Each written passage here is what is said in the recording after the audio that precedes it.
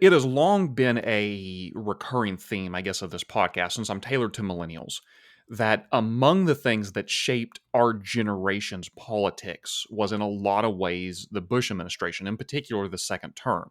The perceptive failures of the war on terror, the dragging out the quagmire, I guess, as it had come to be called, of the Iraqi war, and to a lesser degree the war in Afghanistan, the 2008 market collapse, on and on.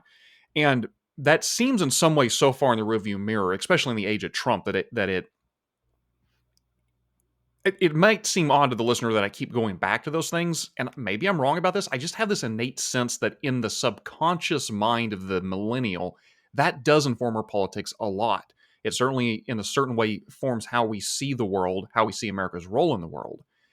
And I think the conservative approach naturally begins in the defensive position, naturally begins kind of on the back foot, having to explain what's happened over the last 20, 30 years before we can therefore go on to say, and therefore here's what we ought to do about it.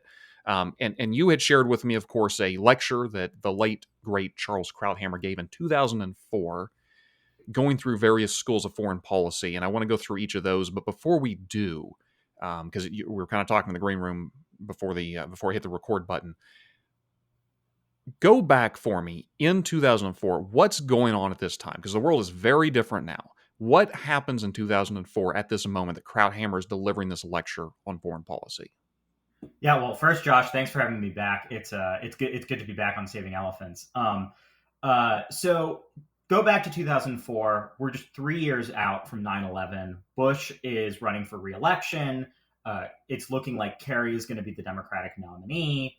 And the issue of the Iraq War is the big issue in the 2004 election.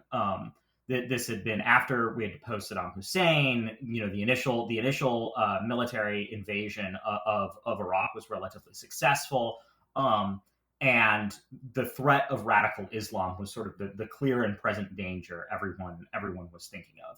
So if you go to the speech, it's really interesting because I think we have a tendency to think of Charles Krauthammer, the NeoCon, Charles Krauthammer, the Bush supporter, and he was those things, to be sure, and he was a supporter of the Iraq War. But I think this speech is, in an interesting way, a kind of warning, almost a warning against hubris, which I think the Iraq War, we can probably get into this. I think there was a lot of hubris that went around in the Iraq War. But Krauthammer is trying to sort of give an alternative, a more sophisticated view of foreign policy. And if you go back in Krauthammer's own career, he sort of came to prominence in the 1980s. He started out as a Democrat. He worked for Walter Mondale, actually. But over the course of the 1980s, he saw what Ronald Reagan was doing, especially with regard to ending the Cold War, and he really admired it. And that was, I would argue, at least, that was when he became a conservative. So you have this guy who's sort of the Reagan whisperer. He writes the famous essay, The Reagan Doctrine. He's sort of the great Republican foreign policy strategist in the 1990s. He was opposed to some of the NATO interventions in Europe, but he was also supportive of Israel. He was supportive of the Iraq War. And here he is giving this speech that is actually surprisingly critical of George W. Bush and the way that the Iraq War had been conducted. Yeah, and obviously, as you'd kind of teased out, we will get more into those specifics. But I wanted to set the ground there because it makes you wonder, well, what kind of a speech would have been given in 2014 versus 2004? Although I think there's some amazing prescient statements made in here about a warning as to how things could go wrong. But at the beginning of the speech, he makes this statement that he almost takes for granted the audience, and maybe it was a friendly audience, is just going to go along with, and that he declares the United States to not be an empire in the traditional sense in which we would think of an empire, that we're not land hungry. We're content where we're at. We don't need territory elsewhere. But back in 2004, again, pre-Trump era, I really thought the future war on the right would be between, say, the neocons and the Ron Paul non-interventionist to a certain degree. And of course, the Ron Paul crowd was very clear that America was an empire and that this was not a good thing, right? That the imperial presidency. And to a certain degree, look, I know the imperial presidency has been a terminology we've had on the right, neocon or not, for a long time. It can mean a lot of different things. But I want to start still trying to do some ground setting before we get into what are these four schools here again. Is America an empire? If so, in what sense is it? In what sense is it not? Yeah, that's a complicated question, but I'm glad that you asked it. I think it's important for Krauthammer's thought that America is not an empire the same way revolutionary France was an empire, say, or even the British Empire, although he was an admirer of certain great British statesmen. Um, now, he means empire in a very specific way, which I think is different from how a sort of Ron Paul non-interventionist isolationist might use the word.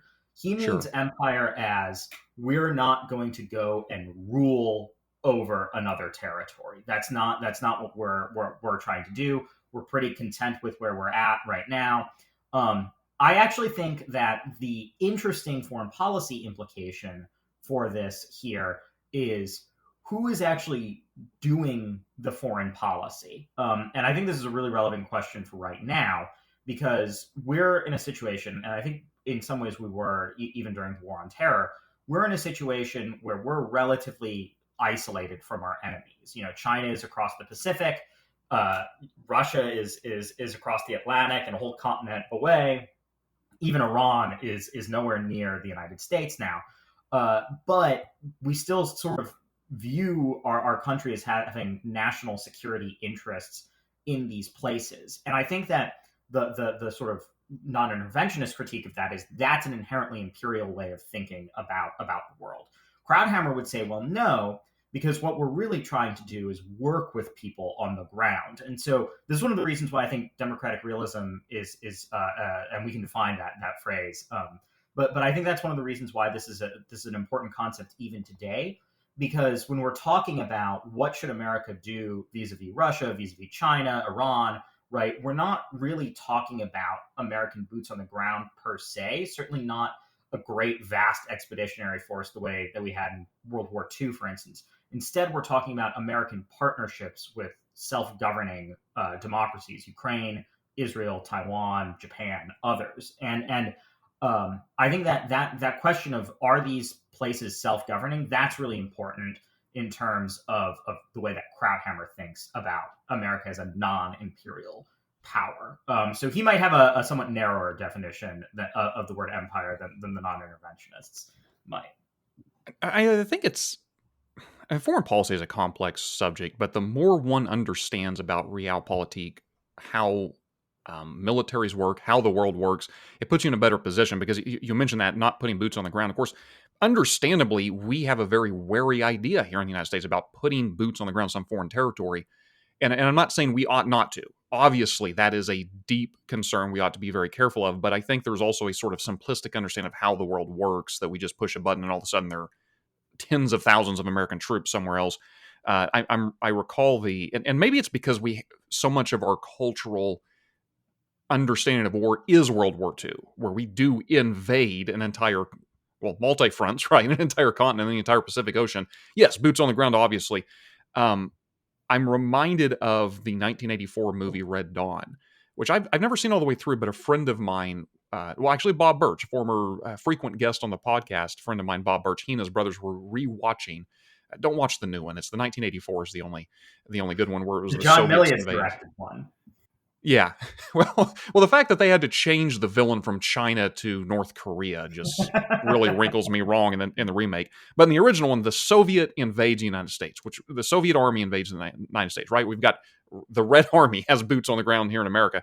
And apparently, as it was explained to me, I hope I've got this right, the plot was that the USSR amassed troops, marched them through Siberia, crossed the strait into Alaska, and my friends pulled out a map, says they would have had to have hiked hundreds of miles before they reach any strategic population center. Then they've got the entire country of Canada to get through before they invade, of course, the most strategic parts of the United States. No offense to the northern states, but I don't know that North Dakota, the upper parts of Minnesota is necessarily the most, the assets we're trying to protect the most. But his point was basically most of the Red Army would have been dead before they could even get here.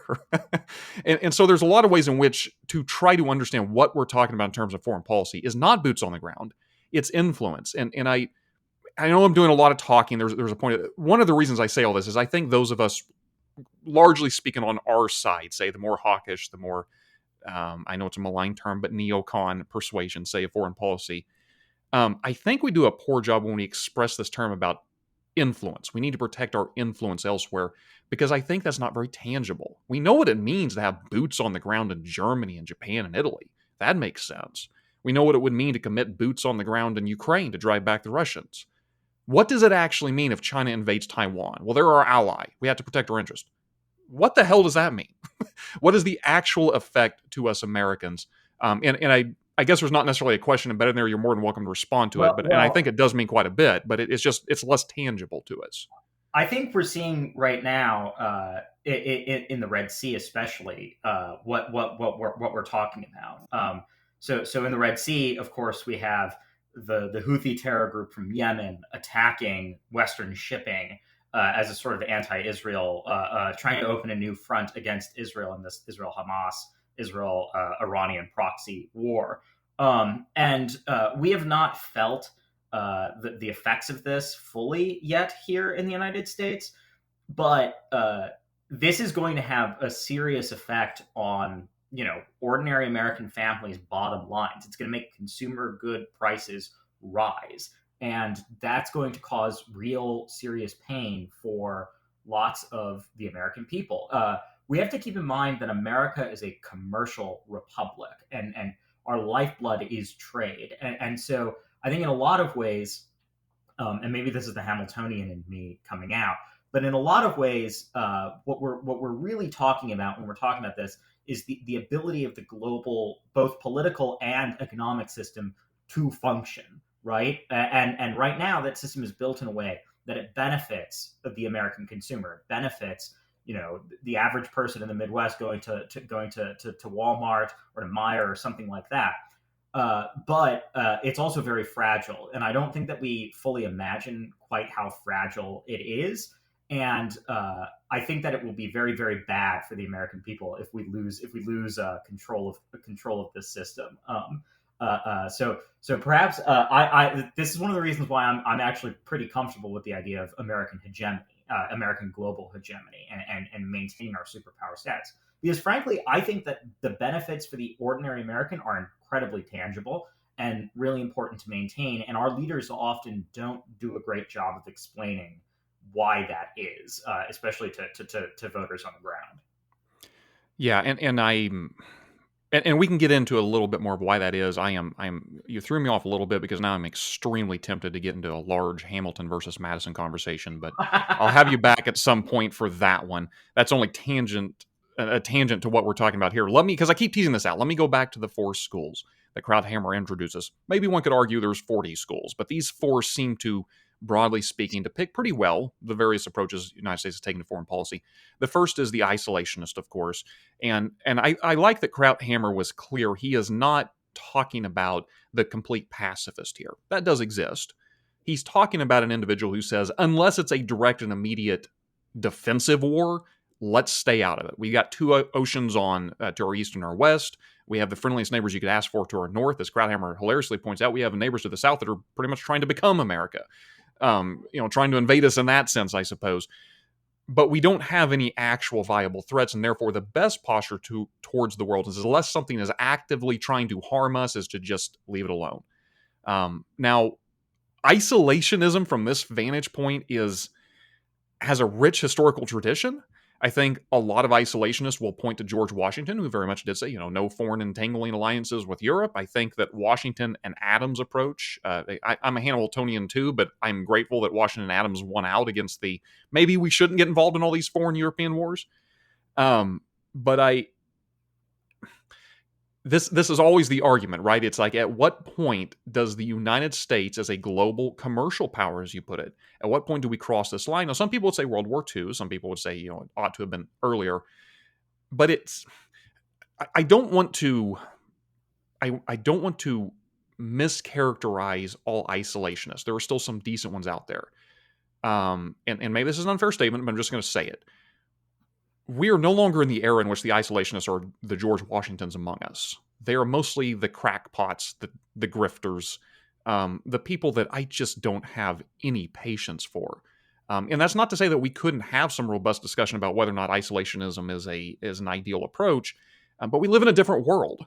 It seems like I don't want to just be completely dismissive, but this does seem to be the one that aligns the least with reality in my view. Yeah, I mean, I think that you're bringing up the example of Washington as perhaps an early isolationist. I think that actually sort of exposes the extent to which isolationism has moved from being a strategic posture to being a kind of ideology. For Washington, he was not opposed to trade. He's Jay's Treaty, right? He expanded trade with the United Kingdom. And he wasn't even necessarily opposed to alliances, right? We won the American Revolution, the War for Independence, because we had alliances with other great powers, European great powers. So the entangling alliances, incidentally, that line, it's often attributed to Washington, but in fact, it's from Thomas Jefferson. That's something that Jefferson said, not Washington. And I think that if you look at the farewell address, where Washington is urging neutrality, it has less to do with sort of firm, we will always be sort of isolated from European affairs. We're always going to be isolated from these threats, and that's what we need to maintain. If you look at the context, and I think this is an important point, it has more to do, I think, at least, with controlling domestic faction and controlling, the fight between the Hamiltonians and the Jeffersonians. He's saying, look, guys, cool it. We don't need to go down this road. So what would George Washington do in this current geopolitical situation? I don't know. I'm not sure that's an entirely helpful question to ask. But I do think that the current isolationists are really, and I'll name some names because I'm not afraid to do that. People like Marjorie Taylor Greene, for instance, on the right, or Alexandria Ocasio-Cortez on the left. Right, these people are not isolationists necessarily because of some sort of high level strategic thinking. They're isolationists because it suits their domestic political positions in a lot of ways.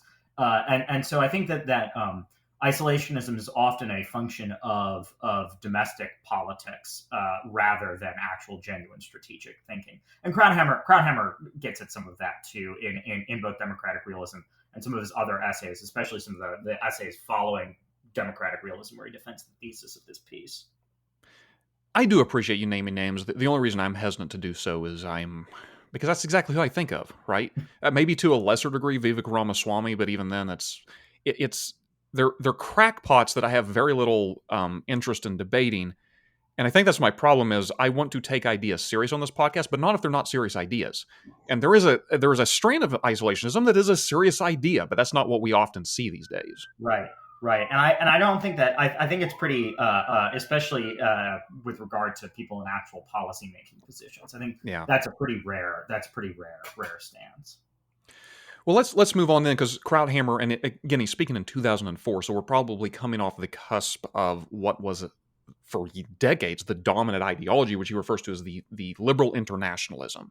This is the one that it's probably not fair just to wed it to this, but I guess the clearest examples being the Clinton years, probably because, and it is amazing to me how, I'm trying to think how to put this. When I was young, Bill Clinton to me was essentially my understanding of politics, and it was mostly a posture against Clinton. It is amazing to me how little influence Clintonian politics seems to have in our world today, and how quickly that aged.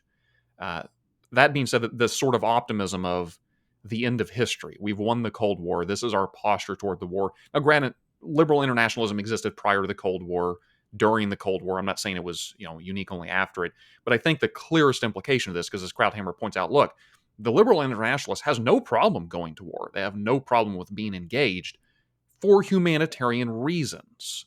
But it feels very icky when we get to something that looks like it's just out of some sort of a selfish national interest. Now, there's a lot of ways we can go here. A lot of liberal internationalists would probably not recognize themselves as being akin to each other, so I'm trying to be careful not to group too many people together. But what else would you add to that definition? Is that a fair enough definition, or is there more to it than that? Yeah, so I think that for Krauthammer, and in the essay he starts talking about this a little bit too. For Krauthammer, one of the most important things to think about when we're talking about foreign policy or national security is power, right? How much power do we have, and how are we using that power?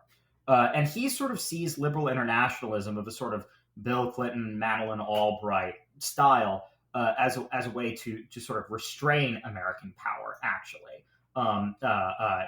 It's subservient to international institutions, especially the United Nations. It's the sort of view of foreign policy that favors the European Union, but not necessarily NATO, if that makes sense.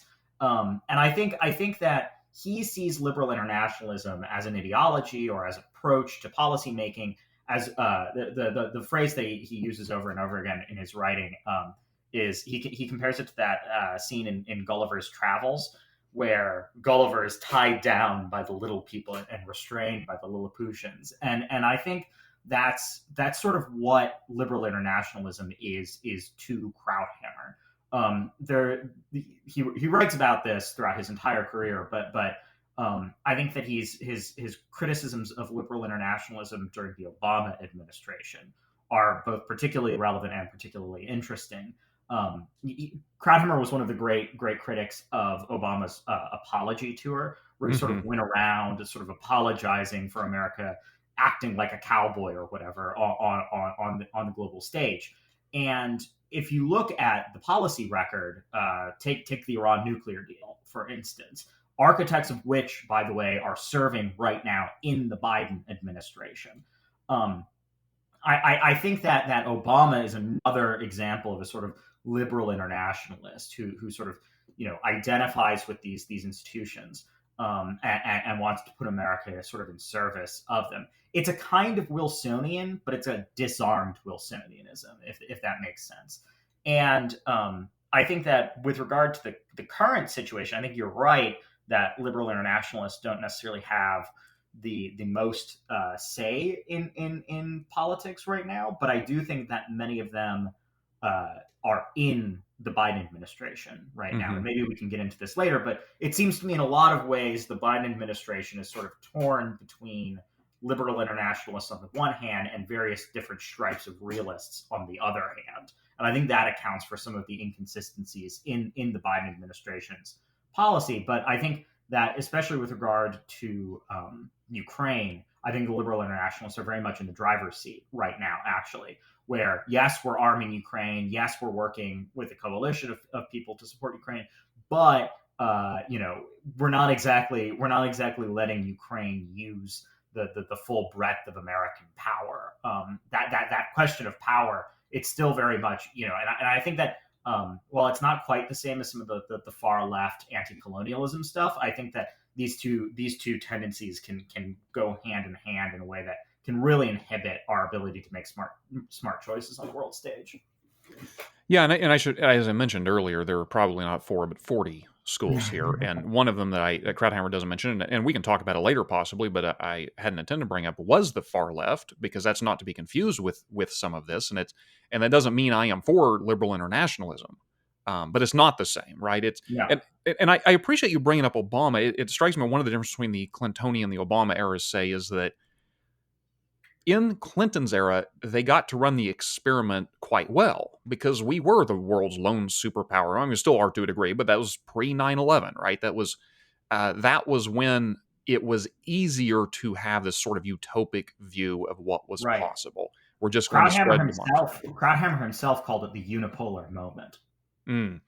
Yeah, and so I think,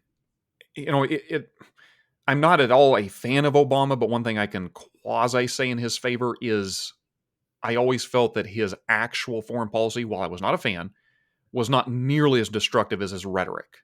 And it seemed to be sort of a having to consistently map the real world with my idealism. Whereas, and again, I'm not using that as a defense. I'm just saying it could have been worse if he had actually governed the way he claimed he was going to.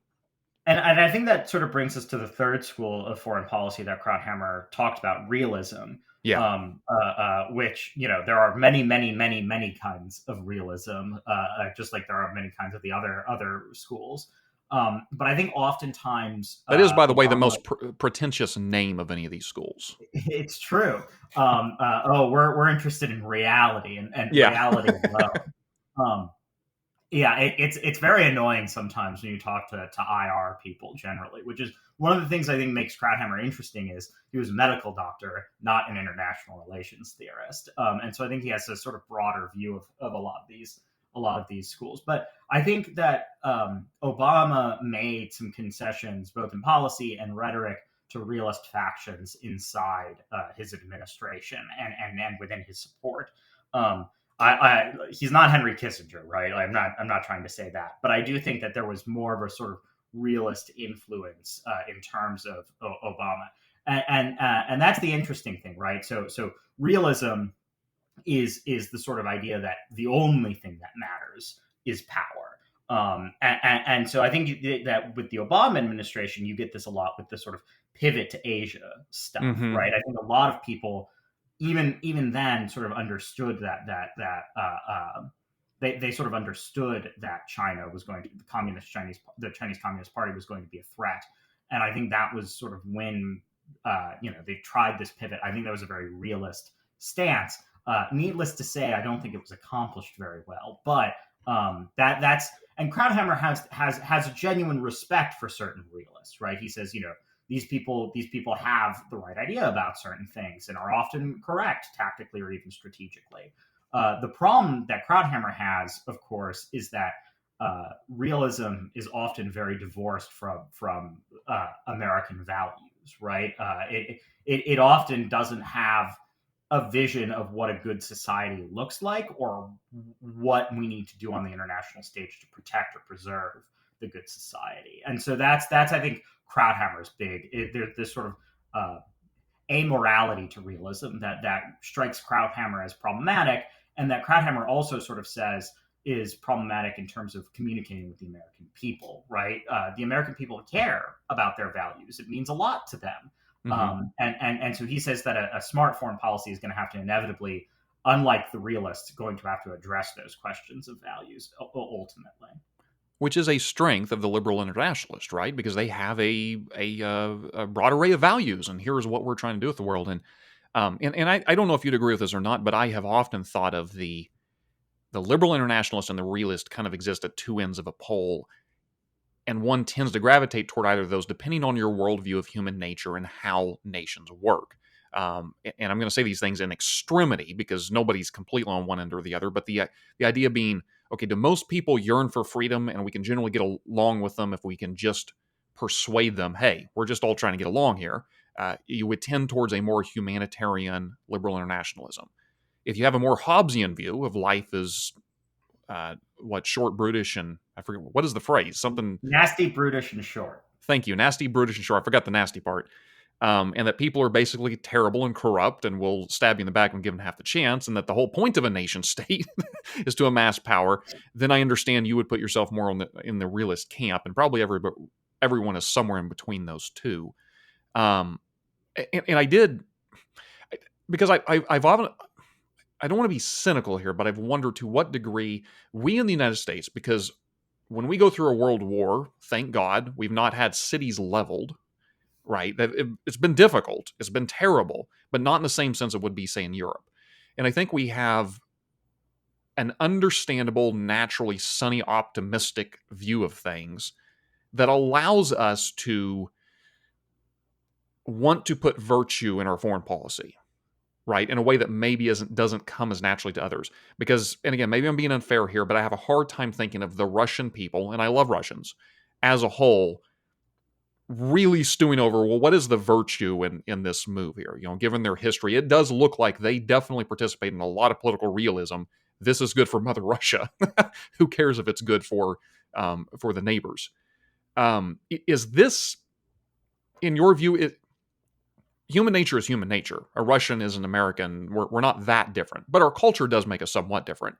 Do you think realism is a bad foreign policy for all foreign nations, full stop, and it only works in autocracies because it's a top-down approach, and that all people, if given the choice, if all nations were democratic, they would not want realism? Or is there something unique about the American character in which this just doesn't fit with us very well? Yeah, well, I do think there is something unique about America that exceptional, maybe even, where we're sort of dedicated to a vision of ourselves as being sort of the democratic people, of being the ones who are dedicated to ideas making the world anew, essentially, right? I don't mean that in like a Jacobin sense necessarily, but in the sense of we've sort of discovered these principles of justice, and we're going to stand for them on the international stage. And I think that's where the fourth school that Krauthammer identifies is really interesting. The term he uses is democratic globalism, and Mm-hmm. by this he's referring to George W. Bush, Tony Blair, the sorts of people who were really the architects of the Iraq War.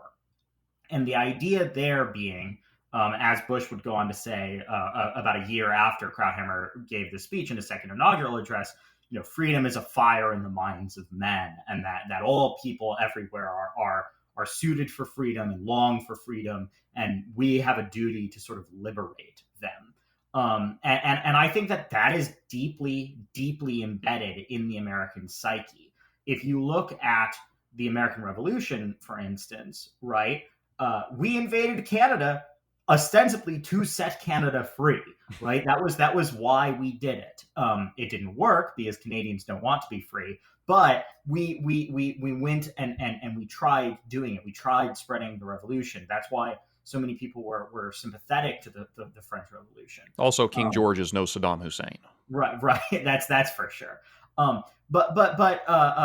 So Krauthammer identifies this fourth school, and I think that democratic globalism is different from liberal internationalism. Both make certain claims about morality, but democratic globalism is muscular in ways that I don't think liberal internationalism can be, right? For the democratic globalists, for George W. Bush, the moral power is the United States. And because we're moral, we have the authority to act unilaterally. For the liberal internationalist, on the other hand, the moral power is the international order, Mm-hmm. right? And the institutions of that order, the United Nations, the WTO, right?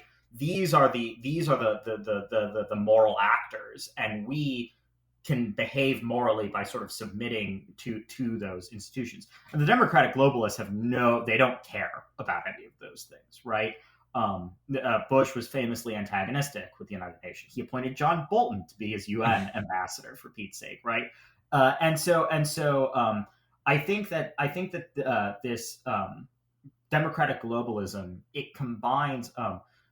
Walter Russell Mead, in his book Special Providence, has these. He has his own taxonomy of schools of foreign policy, which we probably shouldn't get into too much and confuse the listeners. But he has the Hamiltonians, who are sort of the George H.W. Bush conservatives who are in favor of trade. He has the Wilsonians, who are the sort of spread democracy everywhere.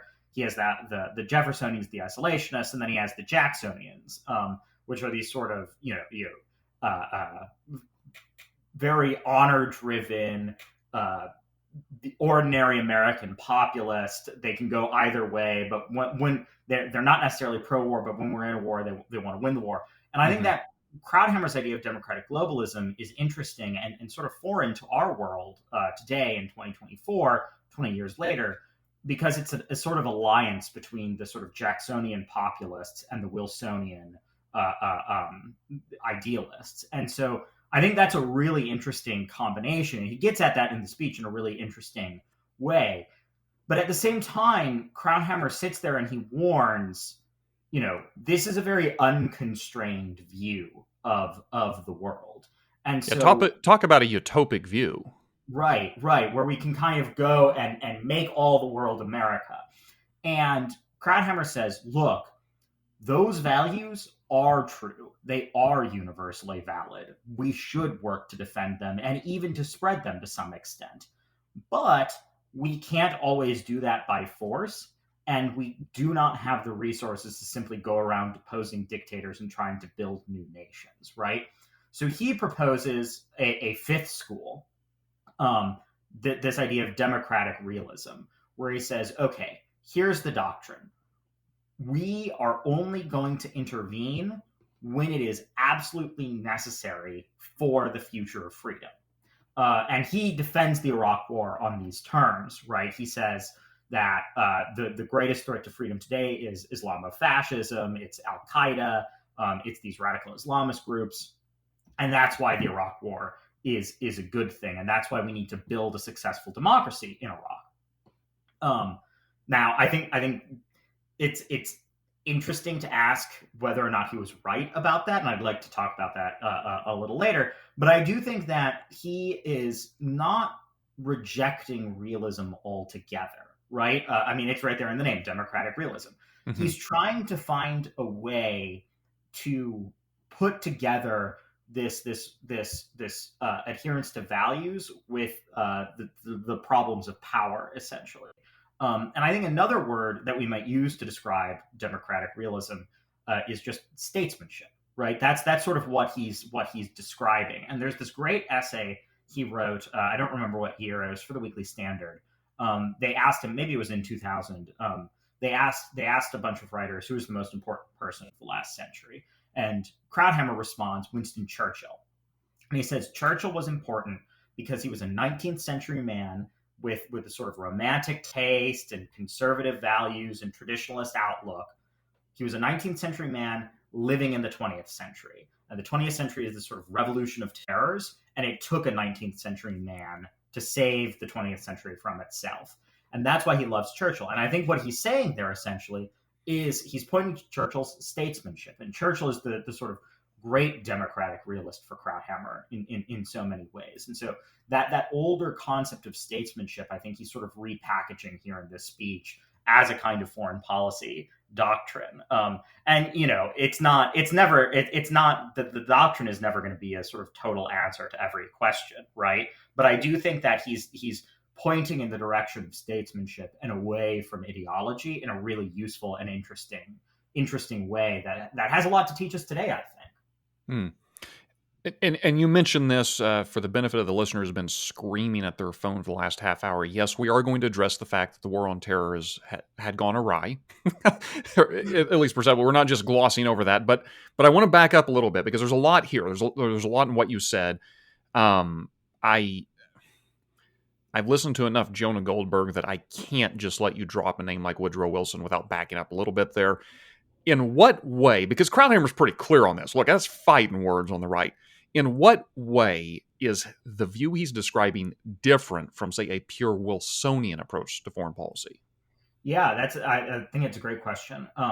Wilson is the architect of these international institutions that the liberal internationalists think are the moral actors on the global stage, right? And so I think that Wilson sort of shows up in Paris and is hailed as this sort of messianic figure. He's ushering in this new dawn of freedom.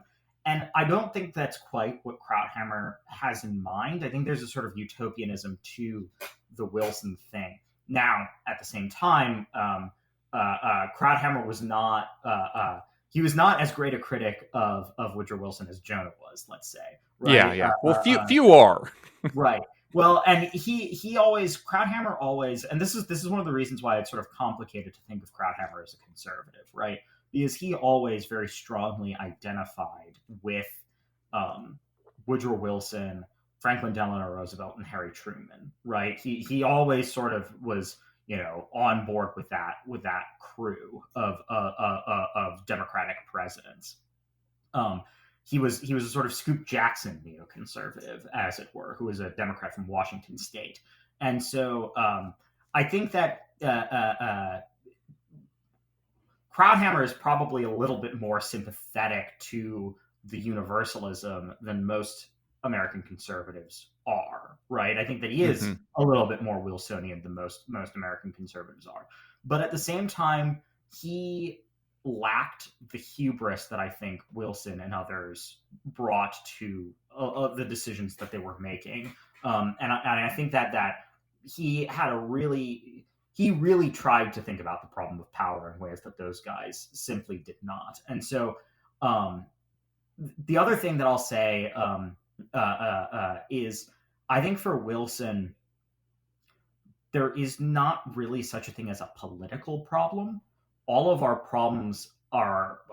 public policy problems are administrative problems, right? There's a formula. You just have to put the right experts in charge, so on and so forth. And that's why he was so enthusiastic about the League of Nations, because it was essentially a way to hand over the keys to the international system to a group of experts. Mm-hmm. Krauthammer, I think, didn't have a lot of respect for that kind of expertise, right? And that's why I think this idea of statesmanship, which is not really a word that he uses a ton, but I think that idea of statesmanship reveals Krauthammer is, in this sense, a far more political thinker than Wilson is. It is far more willing to have these questions be decided by politics, by competing interests, by the sort of constitutional architecture of American society than I think Wilson ever was. So while I think that it might be accurate to call Krauthammer kind of a liberal conservative, and in a certain sense Wilsonian, I think that it's a little bit more complicated than that.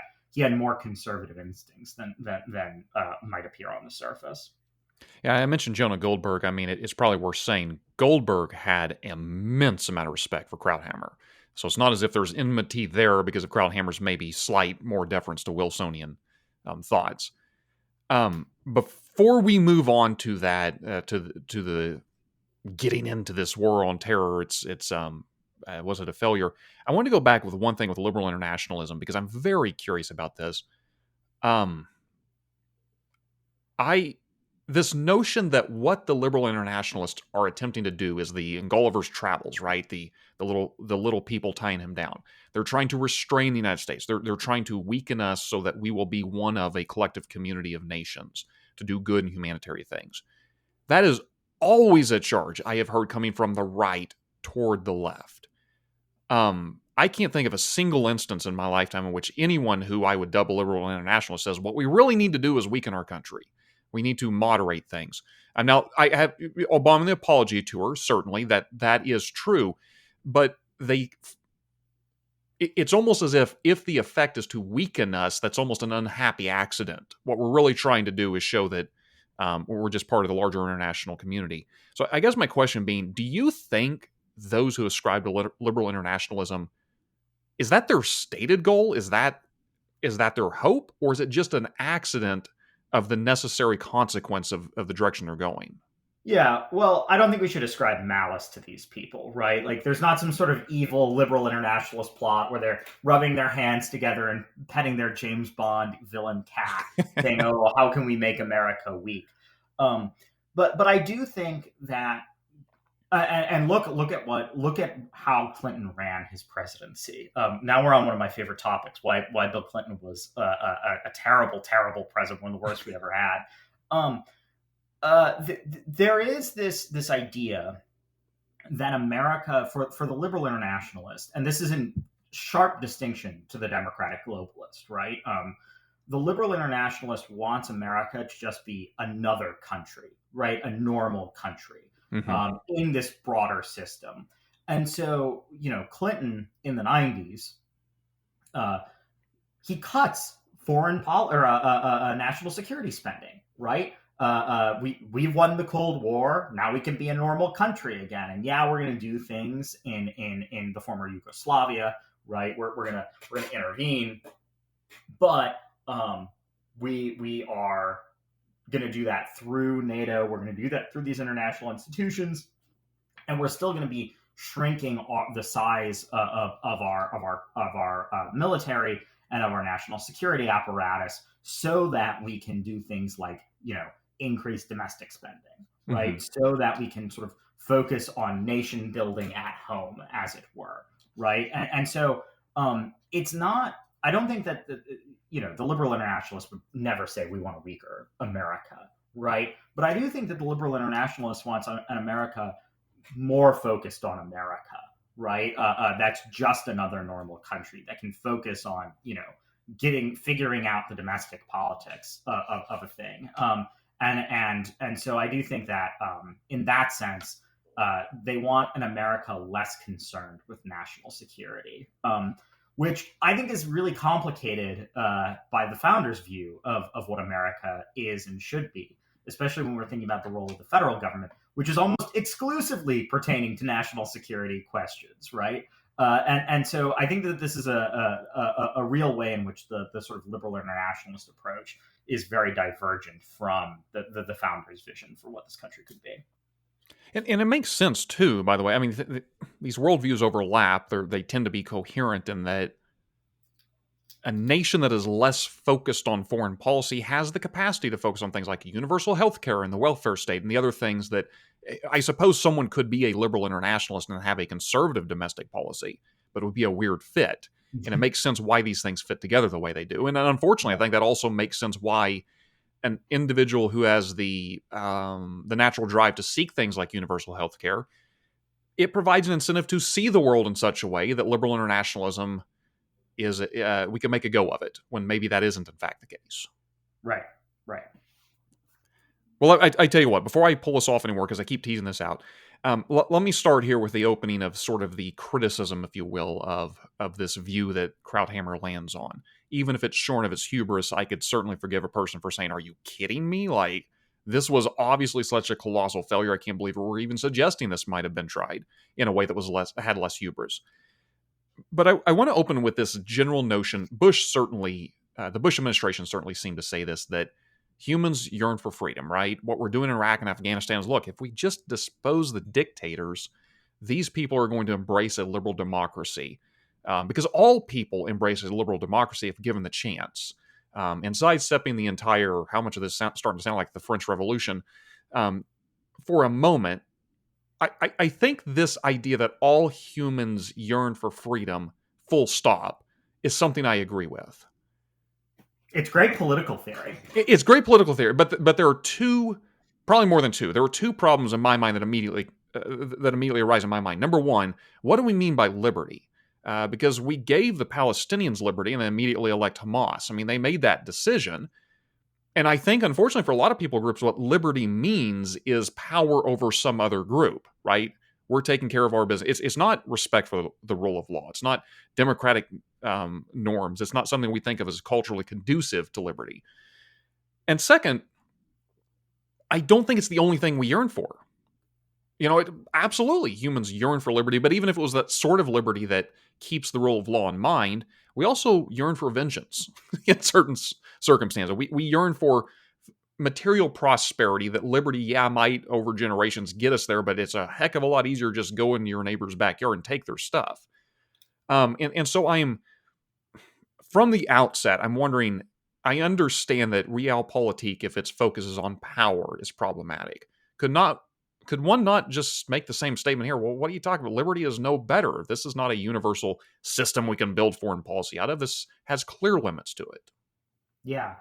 And I think this is where it's really important for conservatives to play a role in deliberation about American policy, right? Because I think that conservatives, Kirkian traditionalists, people of that broad school, the sort of John Adams strain in American life. I think that we can bring, and I count myself among that number. I think that we can bring an acknowledgement of the importance of the particular to these kinds of questions that sometimes liberals or liberal conservatives, or whatever word you want to use to describe somebody like Krauthammer, don't always bring. And I think that it's important to think about liberty, and I'm not sure Krauthammer always does this entirely. Liberty is not necessarily best understood Lincoln says the world has never known a good definition of liberty, and I think that it's a concept that's very difficult to define for this reason. It's not just what does a government look like, right? Does it have a parliament? Does it have an elected head of state? That those things might be components of liberty. But incidentally, I think that was Stephen Douglas's view, that the importance was what does the government look like, which was not Lincoln's view. Right. And so instead, I think that the best way to think about liberty is as a way of life, right? That there's a certain mores, manners, these things matter just as much as the constitutional architecture of a thing. And so I think that one of the errors that was made in the war on terror, and again, I think that probably the Iraq invasion was the right move. I think that a lot of the arguments Krauthammer makes for the Iraq invasion, even in this speech, I think are very compelling, actually. And I think that given the security situation at the time, it was probably the best decision to make. And the initial military stages of the conflict, at least, were extremely successful. It's the later part of it that was less successful. Although I reject the notion that it was a total failure. Iraq is not necessarily a great place right now, but I do think that it is more stable than when Hussein was ruling. I do think that it's marginally more friendly, and obviously there are problems with Iran. But I do think that Iraq is probably better off now than it was before we liberated Iraq. And It's so, not like the bar was set real high under right, no, Saddam. that's definitely true. That's definitely true. But at the same time, though, I think that there were mistakes that were made with regard to the particulars of Iraqi society. Was there even such a thing as Iraqi society? Is that a distinct national identity? Should it have continued to be one unified state? I don't know the answer to those questions. Those are really complicated questions, and there were certainly people at the Pentagon and the State Department and the White House who were asking those questions at the time. But I do think that and for reasons that Krauthammer warns about, I do think that there was a kind of oversimplification in terms of our strategy of nation building that became problematic, and that I think it's valid to criticize those things, and I think that we should learn a lot of lessons about the dangers of that kind of strategy and that kind of way of waging a counterinsurgency. Again, I don't think that it was a total failure, and I'm not in the camp that sort of says that was the biggest blunder of all time. It wasn't, and I think that that's not really an honest assessment of the record. But there were mistakes made, and I think we have to be really, really cognizant of that. And I think, frankly, Krauthammer gives us a really great framework for thinking about those mistakes in this piece. Well, there's a lot of questions I want to ask you, but let me press you on that a little bit. And by the way, I've said this before on the podcast, but I don't talk about it too often. I agree with this general statement you just said, that the war on terror was not, to whatever degree it was a failure. I'm supportive of the notion that George W. Bush made the decision to invade Iraq for the justification he did, maybe not beholden to the weapons of mass destruction argument, although I think that was valid to a degree. That was not the only argument for invading Iraq. And I do think in a post 9/11 world, particularly that close afterwards, it was the right move. I think it was handled poorly. I think there were a lot of things we could have done different. So I think you and I largely are on the same page here. However, it has not escaped my attention that this is an extremely unpopular view to hold among a lot of people. So I just want to press you, I guess, when you say this was not a failure, how do you defend that to a person who says, what the hell are you talking about? Yeah, I mean, look, we did not have Al Qaeda has not attacked the United States homeland, in the same way since 9/11, right? We effectively dealt with the terror threat in a lot of ways, right? ISIS is not the same kind of threat that Al Qaeda was, and now that Afghanistan is back in the hands of the Taliban, that might change again, right? But I do think that we secured the situation in a lot of ways, candidly, and I think objectively, the world was a safer place because of the American presence in Iraq. And we were not facing the same kinds of threats that we were facing in 2001. And I think one of the reasons that's sort of jarring for people to hear is people think of the 90s as this moment of peace and prosperity, right? The Soviet Union had fallen, the unipolar moment, end of history. Everything was great in the 90s. And then, 9/11 happened, and then everything else happened, right? but that's not an accurate story of what the 90s were, right? Osama bin Laden he attacked the American homeland in the 90s, right? The first World Trade Center attack.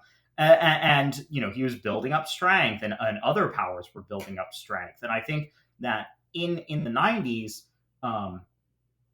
Americans have this perception of post Cold War peace, when in reality these problems were bubbling up under the surface. And at least with regard to the threat of radical Sunni Islam, we, after the September 11th attack, sort of woke up to the threat and began dealing with it. And so I think that's a big part of it.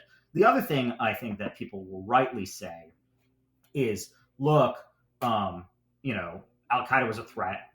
Great, we needed to take them out.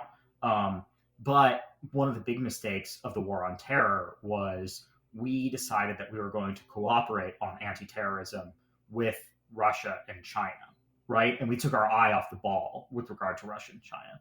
And candidly, I think they're right? And so Krauthammer says the biggest threat to the future of freedom is Islamofascism. In a certain sense, he's right. And I do think that he's right. But he also is leaving out the threats posed by Vladimir Putin, who was in power at the time, and by China. It's probably worth reminding everybody, he says that in 2004, when maybe that was more true at that moment.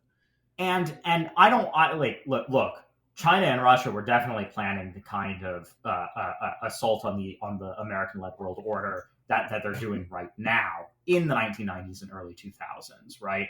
And Krauthammer is pretty clear-eyed, especially about China. He almost always refers to them as the butchers of Tiananmen Square, right? And China was a communist power, and we were cooperating with a communist power on anti-terrorism. And to some extent, that was the right decision to make. But also, we sort of weakened ourselves. We changed the nature of the kinds of wars that the American military was able to fight.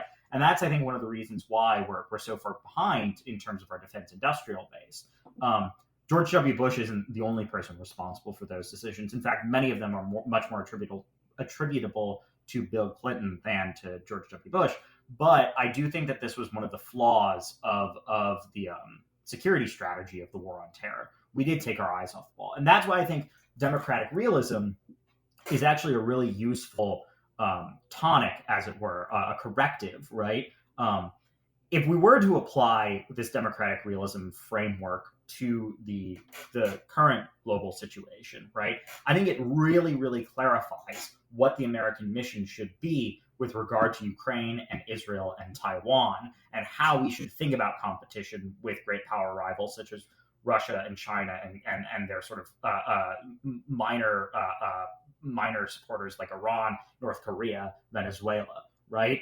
Democratic realism is a way to think more complexly about these issues than I think democratic globalism. And I think that's why it's a really useful corrective.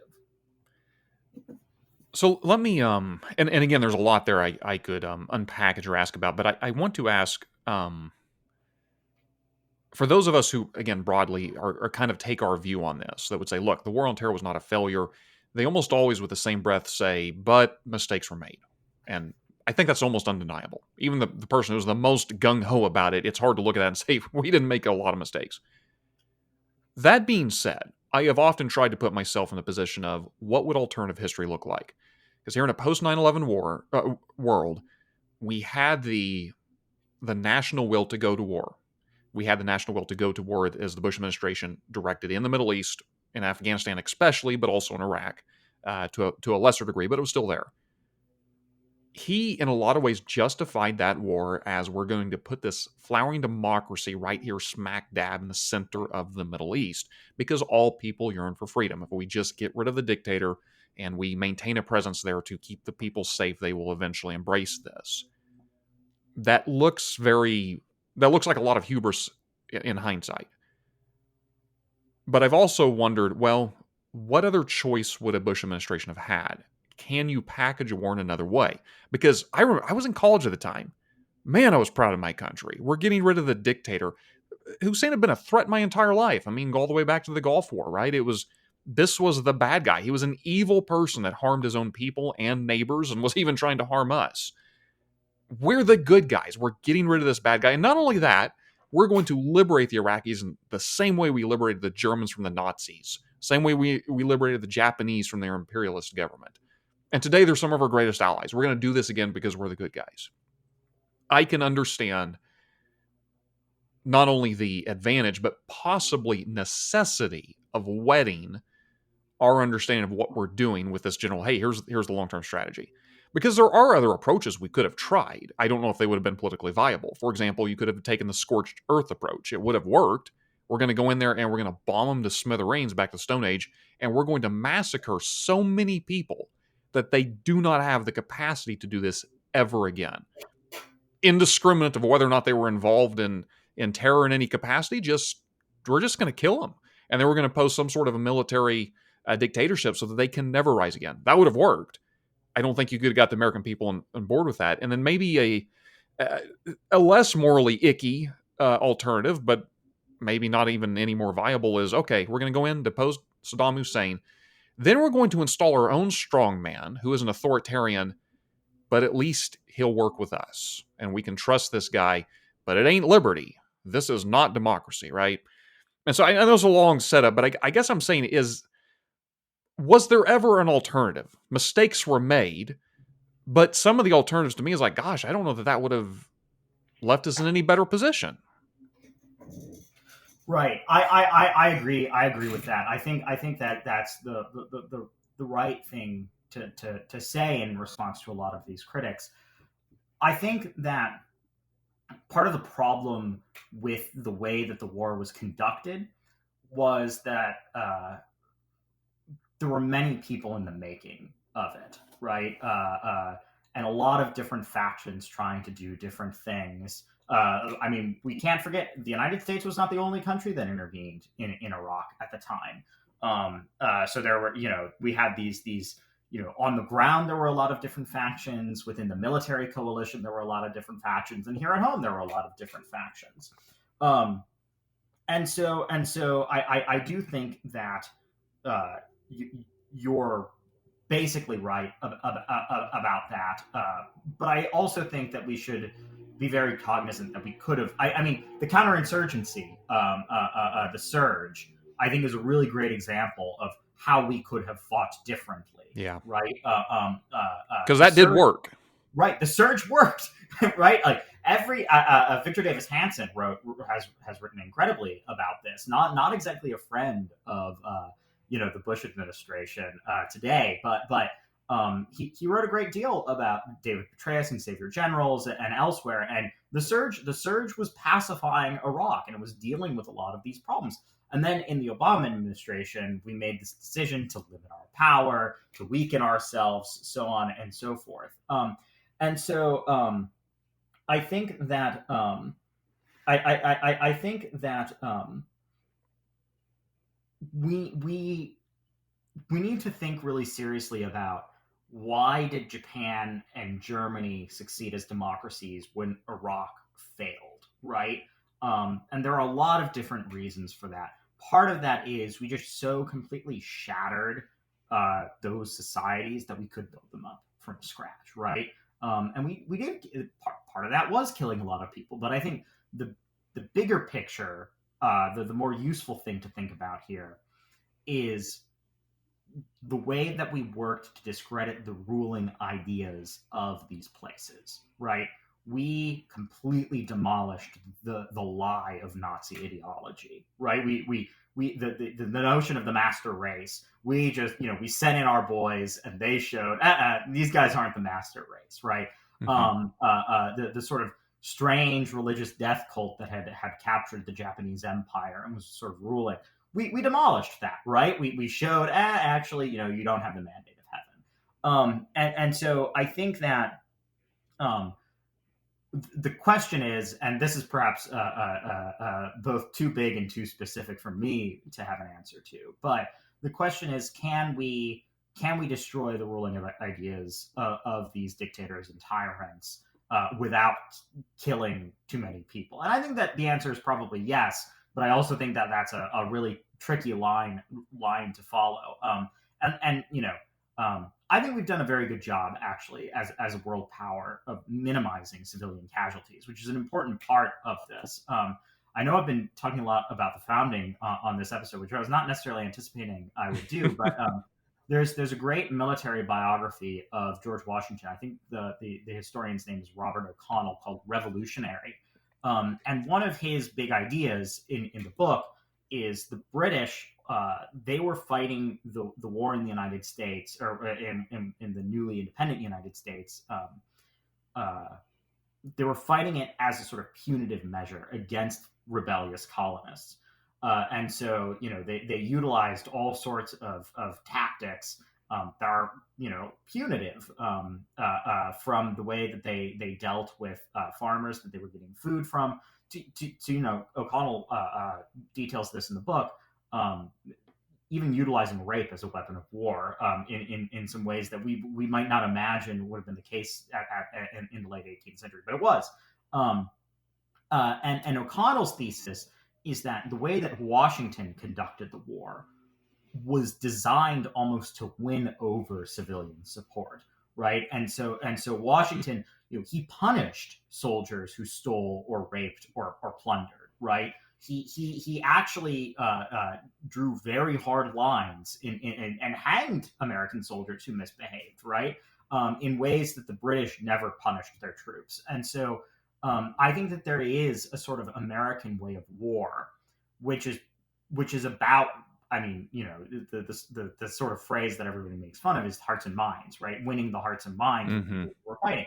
And I think that we tried doing that in Iraq, and I think in some ways we really succeeded, but it didn't work entirely. And I think there are a lot of reasons for that, which I'm not necessarily qualified to answer. One thing that's happening in DC right now that I'm pretty excited about, there's this group, the Afghan War Commission, that is sort of doing a sort of retrospective on what happened in Afghanistan. What was the American mission a success? Was it not successful? Sort of, doing a kind of official history of the war. And I'm really excited for what they put out. I am happy to hear about this because I am still very pissed off about how that thing ended. I've never been more ashamed of my country than that moment. And I think that that's one of the reasons why there's kind of a fire under their seat right now. And they're moving pretty quick on a lot of stuff. So I think there are people who are looking really into the specifics of it. But that's I think the sort of general sort of, to put on my Krauthammer hat for a second, and ask what is democratic realism, especially democratic realism in a time of war. I think it's a war conducted for those kinds of reasons, not just the total domination of other people, not just the annihilation of the enemy, as necessary as these things might be, but rather a sort of waging a war to win the peace. I think requires that kind of American sense of we're a regime built on the consent of the governed, and so I think it's a war for consent in many ways. And I know that's really complicated, and that's a big idea, but I do think that's sort of this sort of military application of democratic realism as a doctrine. So let me, and this has been an interesting conversation. There's a lot of tangents we could have taken, we didn't. I want to try to wrap it up, though, maybe closing with a eye toward the future. And I know no matter how persuasive an argument about foreign policy is, that in reality, what shapes most people's view of foreign policy isn't an argument, it's September 11th or Pearl Harbor, right? It's an actual event that is like, okay, this just got real. But let's just for the moment presume that the future continues as it does. In other words, barring those situations, which are likely to happen, but we have no way of knowing when or where or to what degree. The Republican Party, we're here on Saving Elephants. I am a defender of the notion we need a viable Republican Party because it is the closest thing to an actual vehicle for conservative ideas. And a lot of what we've been talking about is the closest I've seen to that is the Reagan administration, its response to the Cold War. I have some thoughts on both Bush's responses to foreign policy. I think it was somewhat of a mixed bag. We can get into that, and of course Clinton and Obama we've kind of talked about. I'm largely opposed to their views. Trump and the two most recent we've been talking a lot of history here. I'm kind of ignoring, I guess, Trump Biden. We've been talking through history. I too would like to ignore Donald Trump and Joe Biden. Let's just pretend that didn't happen. But with an eye to the future, is the Republican Party, is this just a matter of, look, if events align just right, we're going to snap back to our Reagan-esque moment? Or is the Republican Party forever molded in a new nationalist populist America first ideology that Krauthammer was certainly not advocating, possibly not even anticipating in this speech? Like, is it done in the GOP, or what is the hope for the future on the right? Yeah. Well, so in the first place, I think that a lot of people are waking up to the dangerous foreign policy situation that we're in right now. Right. I think that people are paying attention in ways that they weren't before. And Afghanistan is actually a good example of this. If you look at President Biden's approval ratings, and you look for the moment where things started to really go underwater for him, it was the Afghanistan retreat. That was the moment that the sort of myth of Biden as the sort of national unifier, as this elder statesman, I think that got shattered for a lot of Americans, right? Mm-hmm. And then to take things all the way back to what we were saying about the Houthis and the Red Sea situation, I think people are going to notice when these sort of foreign affairs really start affecting their pocketbooks, and their inflation is already hurting the American people really, really badly. And if that's compounded by chaos abroad, I think that people will sit up and be interested. I also think if we think about the role Reagan played in the Republican Party, the pre-Reagan times, I think, can either be mythologized or otherwise left hazy. Reagan's foreign policy views were not necessarily the mainstream of the Republican Party before he became the presidential candidate. Yeah, that's fair. That's fair. He was a harsh critic when he ran for president in 1976 of the sort of Nixon-Ford foreign policy team, mm-hmm. right? And détente. And I think that Goldwater, of course, had a lot in common with Reagan on foreign policy questions. But even then, and he certainly supported some of the things that Reagan supported, some of the things Nixon did. But even then, these things were open questions in the Republican Party before Reagan. There were open questions in the Republican Party after Reagan, and there are open questions now. And so to get back to the Churchill point, I think what the problem that you're raising is a problem of statesmanship, principally, right? And I think that one of the things I really admire about Charles Krauthammer was his ability to clearly explain our interests and our values alike to the American people. That's why he was so popular on Fox News, and everybody loved him. And I think that for a lot of reasons, the foreign policy elite, the national security policymakers in Washington, D.C., aren't great at doing that. Some of that is that they are isolated from the American people. You can't exactly do foreign policy from Kansas, right? You got to come to a place like DC to do that sort of thing. And another part of it is, candidly, I think a lot of people, and this is my experience living in DC for so long, a lot of people get into foreign policy because they want out of America, right? They sort of sign up to join the State Department or go get a master's degree in international relations because they want to go on vacation to Europe or because they want to see the world, right? And these aren't necessarily like bad impulses, but I do think that they can distort and make it difficult for people to understand what our interests and our values are. Whereas somebody like Krauthammer or somebody like Reagan, they were always able to sort of keep these two things in mind, right? The interests of the people and our big picture values. And so my hope is that future conservative statesmen will be able to articulate this. Whether or not we've got them now, I'm not sure. But I do think that kind of clarity is what's most needed right now. That kind of statesman-like ability to balance interests and values. Well, Michael, this is a big topic. Obviously, I think you did an admirable job responding to the questions I'm throwing your direction, because these are not easy questions, and these are things that I think it is incumbent upon us on the right to. I don't want to say things like economic or domestic policy is easy. It is absolutely not. But foreign policy is such a moving target that I think you're right. I think it requires statesmanship, and statesmanship is, it's what is the old saw that it's not political science, it's political art.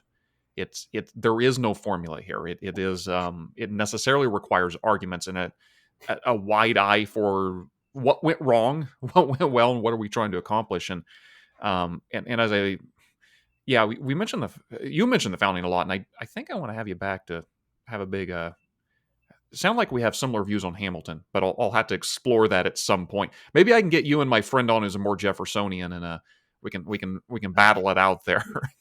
I'd love to. Yeah. I think that's one of the best antidotes, to be frank, about the era of Trump and Biden, is to just ignore it and talk about the founders. But hey, before you sign off, because you do a lot of writing, I know you keep a pretty low or no profile on social media. So where do people go to get? Because you have a newsletter you get out if they were interested in that, kind of keeping up with what you're writing. How do they plug into that? You can go to my company's website, pipecreekconsulting.com. Josh might be able to link it in the show notes or something. There we put all of my writing up, and there's information on how to contact me and how to get in touch with Pipe Creek Consulting.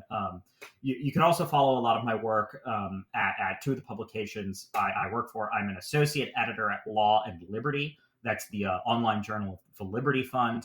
And then I'm also a contributing editor to Providence Magazine, which is a project of the Institute on Religion and Democracy.